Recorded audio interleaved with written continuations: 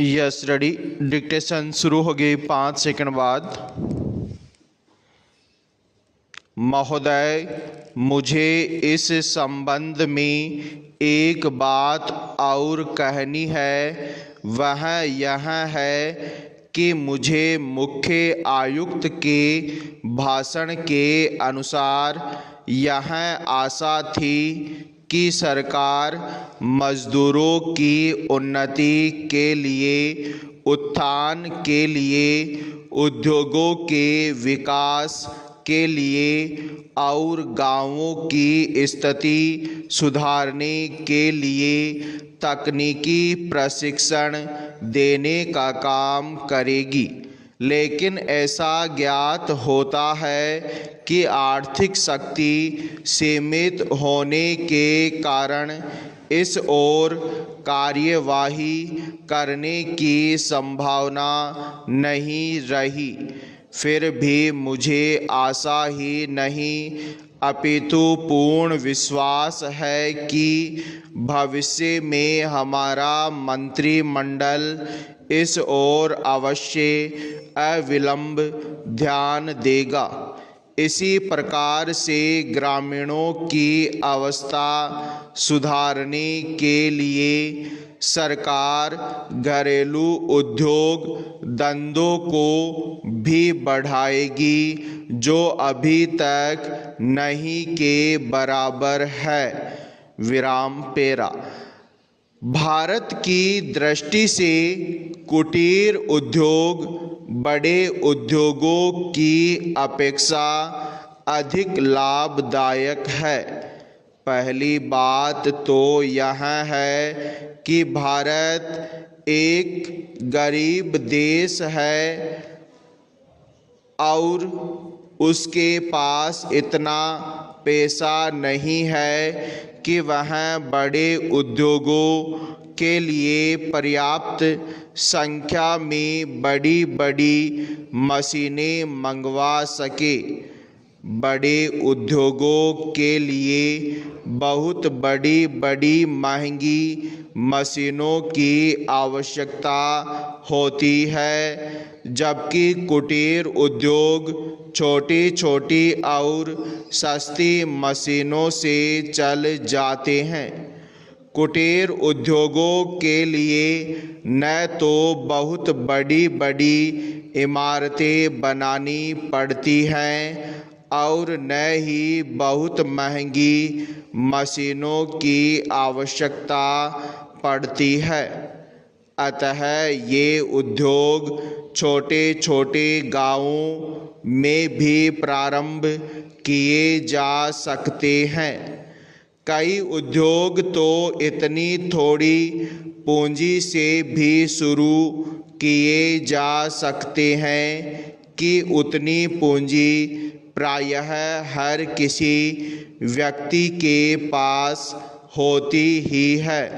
विराम पेरा। कुटीर उद्योगों में दूसरी बड़ी सुविधा यह है कि इनमें बहुत अधिक मजदूरों की आवश्यकता नहीं होती। एक परिवार के सदस्य ही उस उद्योग को चलाने के लिए पर्याप्त होते हैं। घर के सब सदस्य उस काम में हिस्सा बटा सकते हैं। बड़े उद्योगों में प्रत्येक मजदूर को कोई विशेष कार्य सीखना होता है और उस काम में कुशलता प्राप्त करने में उसे काफ़ी समय लग जाता है।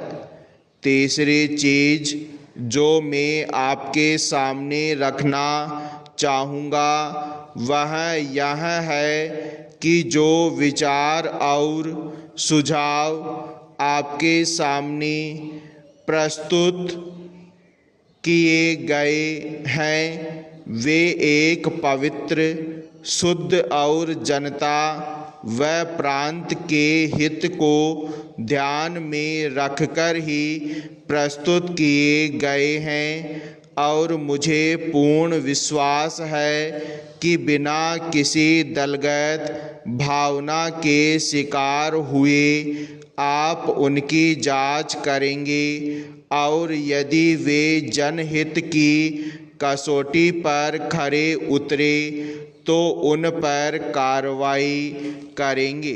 विराम पेरा। महोदय, आपने जिस उत्साह के साथ मेरा स्वागत किया है उसके लिए मैं आपको धन्यवाद देना चाहता हूँ। आपने ठीक ही कहा है कि मेरा यहाँ आना पहली बार नहीं है। मुझे जहाँ तक स्मरण है यह 5वां समय है जब मैं आपके इस सुंदर प्रदेश में आया हूँ। पहल जब 1922 में यहाँ आया था वह एक समय था और आज एक दूसरा ही समय है। उस समय मुझे यहाँ इसलिए आना पड़ा था कि देश के सारे बड़े बड़े नेता जेल में बंद थे। महात्मा गांधी जी भी जेल में थे और प्रायः यहाँ के भी नेता जेल में थे। दुर्भाग्यवश या सौभाग्यवश किसी प्रकार में बाहर रह गया था और जब मुझे यह समाचार मिला कि इस प्रदेश में विशेषकर सरकार की ओर से बड़ी सख्ती हो रही है तो मैंने सोचा कि यहाँ आना आवश्यक है।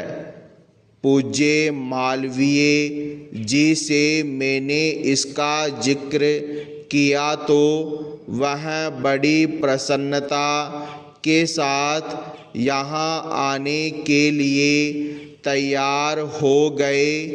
यद्यपि उनकी अवस्था उस समय अधिक थी। मैं तो उस समय नवयुवक था। हम दोनों यहाँ आए।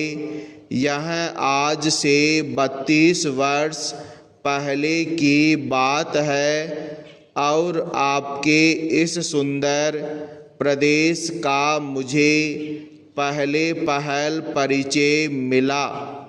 कल जब मैं यहाँ आ रहा था तो मार्ग में मुझे वह जगह दिखलाई गई जहाँ मैं बहुत कठिनता से रात भर बैलगाड़ी पर चलकर किसी प्रकार पहुँचा था।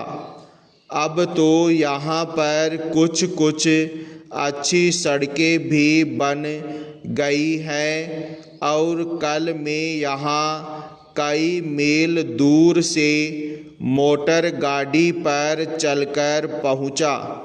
पर उन दिनों यहाँ पहुँचने का साधन केवल बैलगाड़ी थी और मुझे बैलगाड़ी से घनघोर जंगलों में यहाँ के 3-4 स्वयंसेवकों के साथ जाना पड़ा था।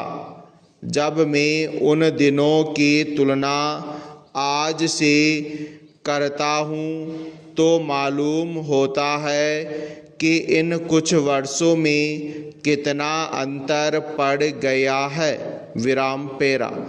जो काम महात्मा गांधी जी ने स्वराज्य का देश को स्वतंत्र करने का आरंभ किया था वह काम देश के सौभाग्य महात्मा गांधी की तपस्या और सब लोगों के परिश्रम तथा त्याग से सफल हुआ।